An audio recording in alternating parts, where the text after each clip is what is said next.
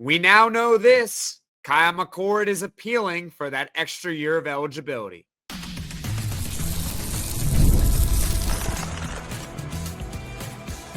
You are Locked On Syracuse, your daily podcast on the Syracuse Orange. Part of the Locked On Podcast Network, your team every day.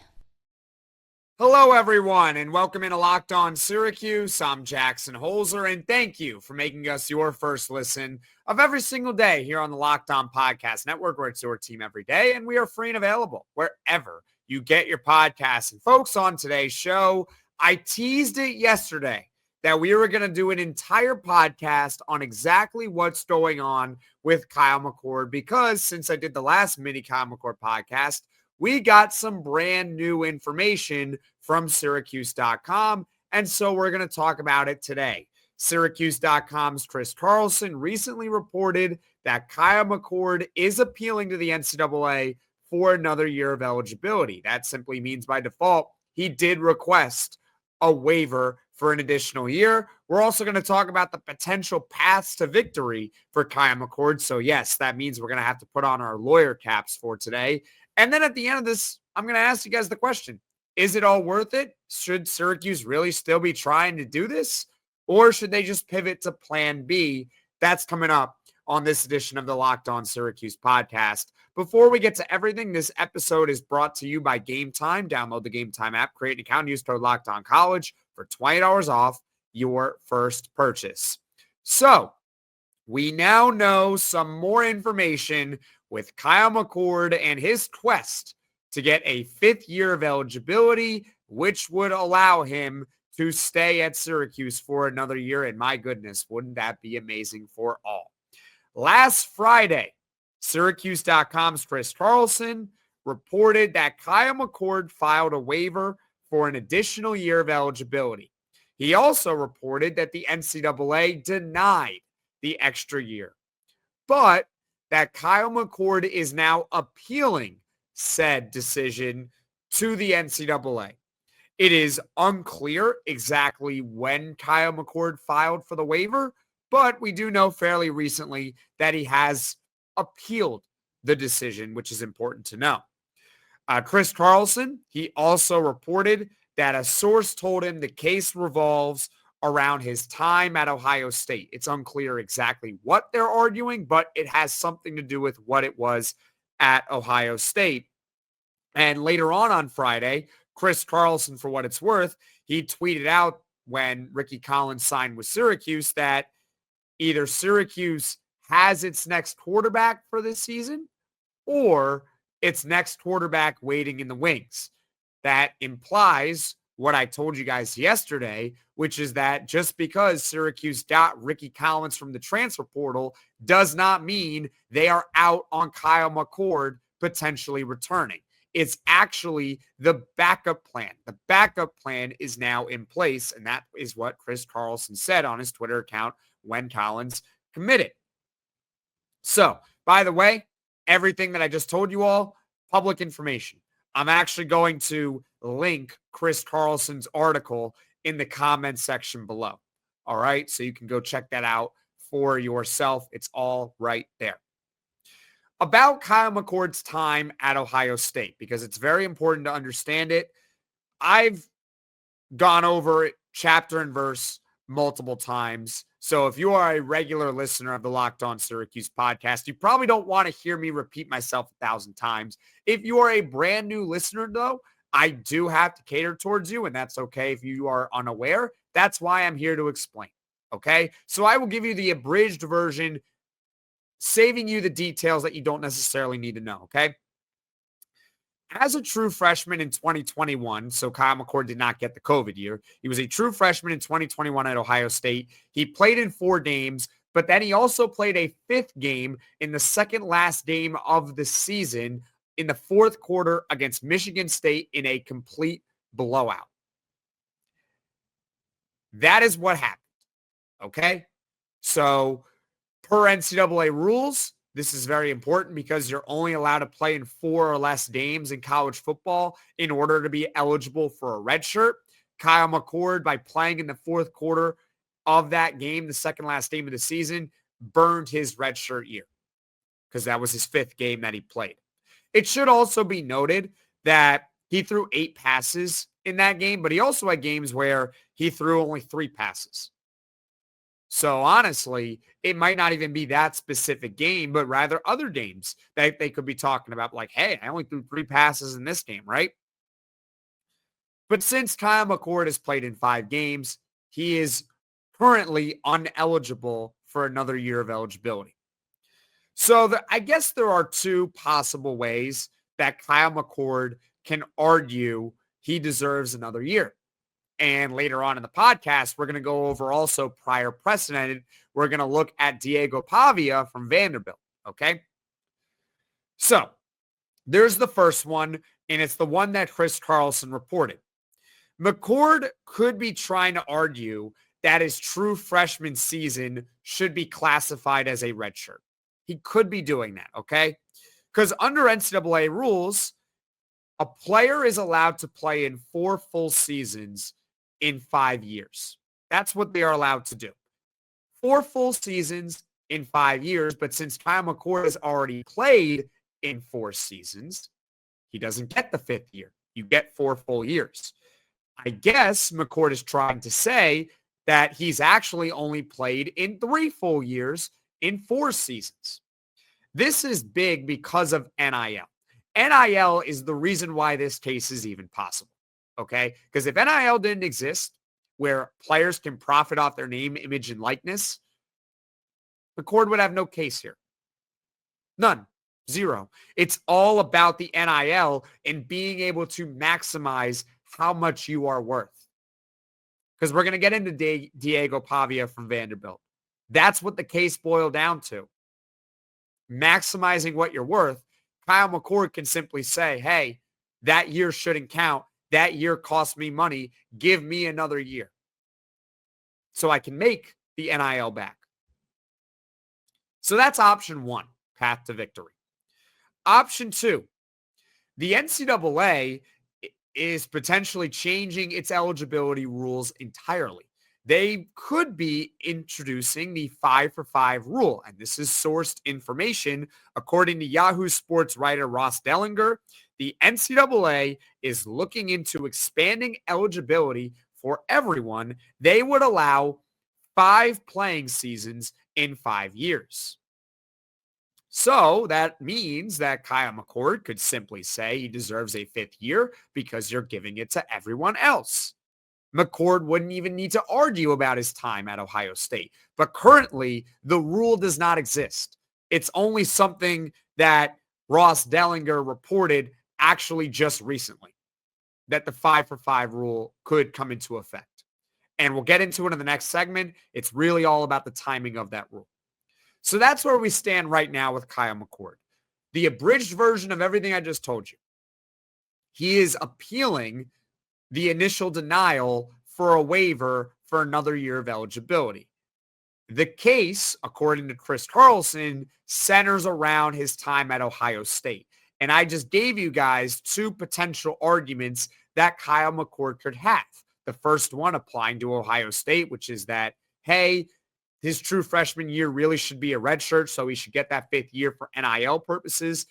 And the other argument is the 5-for-5 rule. It has nothing to do with Ohio State.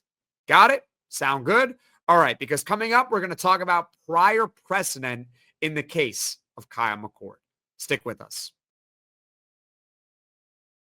The NFL playoffs are almost here, but it's not too late to get in on the regular season action with FanDuel, America's #1 sportsbook, because right now new customers can finish the season strong with $250 in bonus bets if your first $5 bet wins. FanDuel has so many ways for you to pick up a W. I love betting on which players will score a touchdown and how many points each team will score. It's thrilling. And also, Syracuse football, they are currently over 2 touchdown favorites now against Washington State in the Holiday Bowl, which is on Friday, because Washington State has all these players opting out. So the line keeps moving in Syracuse's direction. So if you think Syracuse is going to blow out Washington State, I highly suggest getting in on it right now because the line is only moving in favor of Syracuse. Just visit FanDuel.com to join today. That's FanDuel.com for your chance at $250 in bonus bets. Make every moment more with FanDuel, an official sportsbook partner of the NFL. I'm Jackson Holzer. This is Locked On Syracuse. And folks, if you like what you're hearing, make sure you hit that subscribe button. Not only is it free and it shows up right on your feed, but also it helps the channel grow and reach all Syracuse Orange fans. On today's show, we are talking about where everything stands with Kyle McCord right now in his quest to get another year of eligibility. We just talked about in the first segment how Kyle McCord is appealing to get that fifth year, according to Syracuse.com's Chris Carlson. And also, I talked about the paths to victory. Now it's time to discuss some prior precedent regarding Kyle McCord, and we are going to get into Diego Pavia from Vanderbilt in a moment. Now, first, it should be noted that as of right now, I am recording this actually the night before that you are watching or listening to this. So things could have changed, but as of right now, I don't think that this case has hit the courts. I don't, at least publicly. I believe that all we actually know is that Kyle McCord is appealing to the NCAA. So it would be the NCAA that's making this decision, not necessarily the courts. But that being said, the NCAA, kind of a flimsy organization right now, they don't want to get sued because they have not been winning a lot lately in the courts. Okay? They don't want to get sued. For this argument here with Kyle McCord, I guess, we're going to look at the two possible ways that Kyle McCord could be arguing. Sound good? Okay. We'll first touch on what it's publicly known about right now, which is Ohio State. And then later on, we'll talk about the 5-for-5 rule. So let's go over the Ohio State argument and prior precedent with that. And specifically, the Diego Pavia case. It indirectly relates to Kyle McCord, and I'm going to explain to you why. For those that don't know about Diego Pavia, he is the current Vanderbilt quarterback, and he was recently granted another year of college eligibility after getting a preliminary injunction from a court. In layman's terms, all you need to know is that Diego Pavia is getting another year of eligibility through the courts. Okay? That's all you really need to know about that. Some background for you on Diego Pavia. He has played in college for 5 years. He's actually completed 5 full seasons of college. However, his first 2 seasons were in JUCO. So Pavia simply argued to the courts that his first 2 seasons shouldn't count towards eligibility because he was in JUCO, and it deprived him of NIL. The court agreed. So he was granted a 4th year of eligibility for FBS football because he's played 3 years in the FBS. So now it's going to be 4 years in the FBS. The most important line of the judge's ruling is this, and I'm going to quote it for you right now. Given the different treatment of other student athletes with comparable or more post-secondary experience, the NCAA's assertion that the eligibility rules are necessary to prevent age and experience disparities and preserve the quality of experience for student athletes falls flat. So basically, I'm going to try to put it to you in layman's terms again. The court didn't care that Diego Pavia has played in 5 years. They didn't care. The court essentially said that his first 2 years in JUCO, well, it deprived him of NIL, which is the whole crux of everything that we're talking about. It's why everything exists right now because of NIL. And that because of NIL and the fact that he couldn't maximize his worth in JUCO, he should get another year in college. Okay, so how does this relate to Kyle McCord? Why do I tell you that whole story about Diego Pavia? I'm glad you asked. It's indirect, okay? Because Kyle McCord is not a JUCO athlete. He's not. And he's also played in 4 years in FBS football, but it boils down to NIL once again. That's where it all comes down. In the case, Diego Pavia argued that he's worth $1 million in NIL compensation. You can go look it up for yourself. It's there. It's public information. Here's what McCord could do. McCord could say to a judge, to the NCAA, hey, I'm worth this. You should give me another year of eligibility. But it goes deeper. McCord could say that from his time at Ohio State, he was forced to burn his red shirt. He was forced. And because of that, he is being deprived another year of eligibility, which means you're depriving him of capitalizing on his NIL worth. I know it sounds kind of complicated, so I will repeat myself this one time. Kyle McCord can simply argue that his true freshman year should not count because he was forced to burn the year of eligibility late in the season, and as a result, he should get another year where he can maximize his NIL. That's the case right there. Will it work? There's only one way to really find out. There's only one way to find out, and it would set an even bigger precedent maybe than Diego Pavia. But I think that's it. That could be it right there. Then let's talk about the 5-for-5 rule, okay? So there's no precedent with the 5-for-5 rule because it would be a brand new rule that's put into place. But all Kyle McCord in this scenario would have to do is simply say, hey, the 5-for-5 rule should apply to me, and I don't think he would have any trouble winning that. Nor do I think any athlete would have much trouble winning that case if the NCAA decides to change their rules to allow 5th years of eligibility automatically. 5-for-5, 5 eligibility years in 5 years. But it comes down to timing with this rule. Timing is everything. And it's very complicated to explain with the NFL draft and the East-West Shrine Bowl coming up. So to summarize it for you, the 5-for-5 rule, in order for it to really apply to Kyle McCord, in order for him to have a chance to capitalize on this potential new rule, it's going to have to come within the next week or two, which it could happen. And if it does, I will let you know about it here on Locked On Syracuse, because I will say this is massive for Kyle McCord because this is a way for him to get that extra year. But it's got to happen soon. That's the bottom line. So, with Kyle McCord, the path to victory, the prior precedent set by Diego Pavia recently, it's going to come down to probably that year at Ohio State, whether the court or the NCAA rules that it should count or not.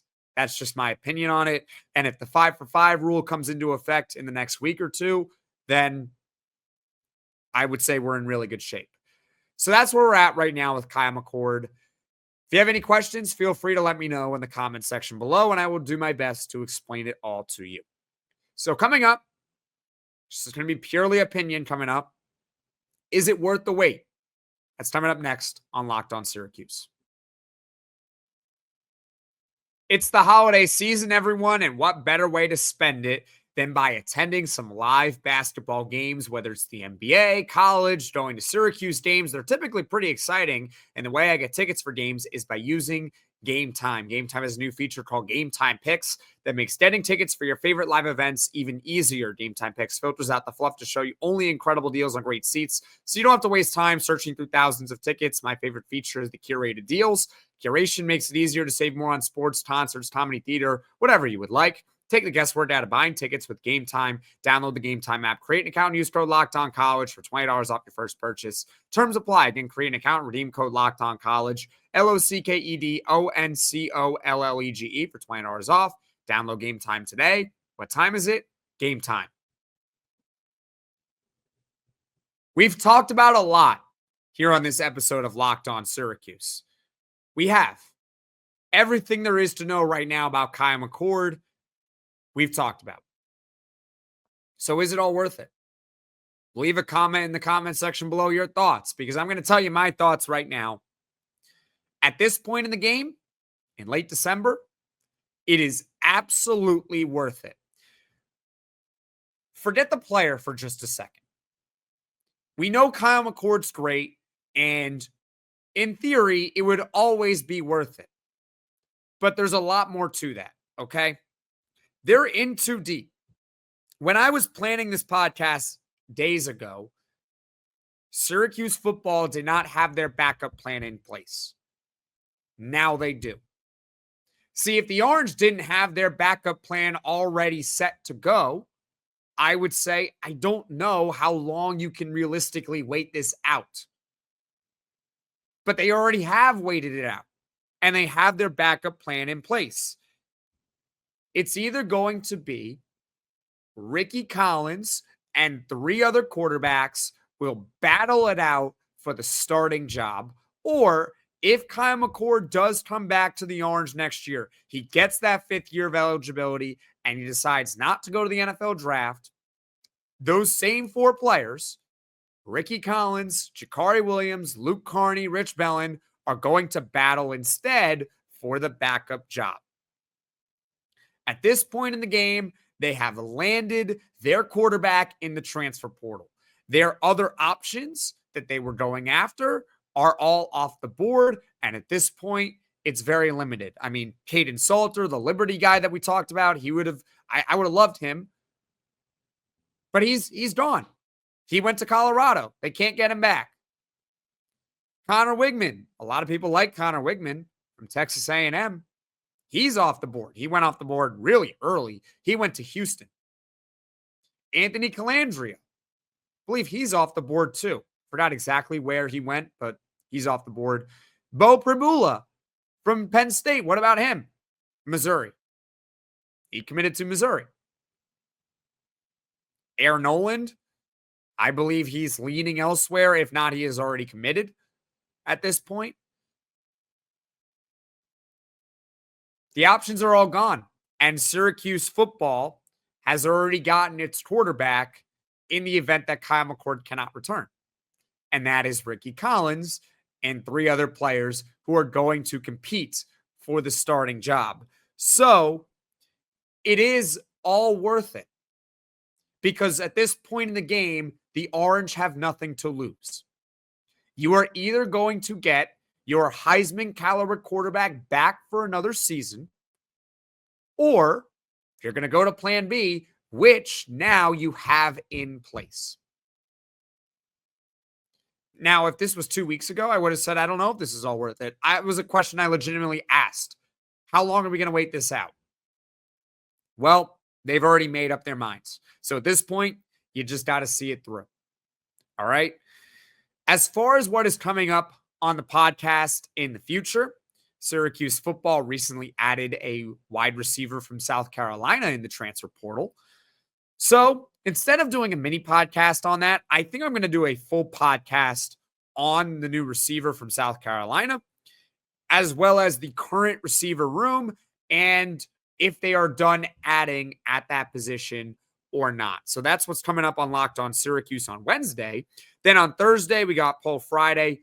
On Thursday, because Syracuse football on Friday is playing in the Holiday Bowl against Washington State, where there will be a full post-game reaction podcast. All right? I know it's a lot I just threw at you. So one more time, Wednesday, we're going to talk about the receivers for Syracuse football this upcoming season because I think they might be done. They added someone from South Carolina. Thursday, Poll Friday on Thursday, talking about how many quarters is Kyle McCord going to play, because we know he's starting the game, but you might want to give some young guys a look, potentially. And on Friday, Syracuse is playing Washington State in the Holiday Bowl, so there will be a post-game reaction podcast. Thank you for making Locked On Syracuse your first listen today. And for your second listen, you can check out the Locked On ACC podcast. Alex Dono and Kenton Gibbs, they keep it real and bring you the truth about where your favorite ACC team stands within the conference. You can find Locked On ACC on YouTube or wherever you get your podcasts. Folks, thank you all so much for watching. Thank you all so much for listening. And if you really liked it, subscribe to the channel. Turn on those notifications so you know right away when I am dropping the next podcast. And I will see you all again soon.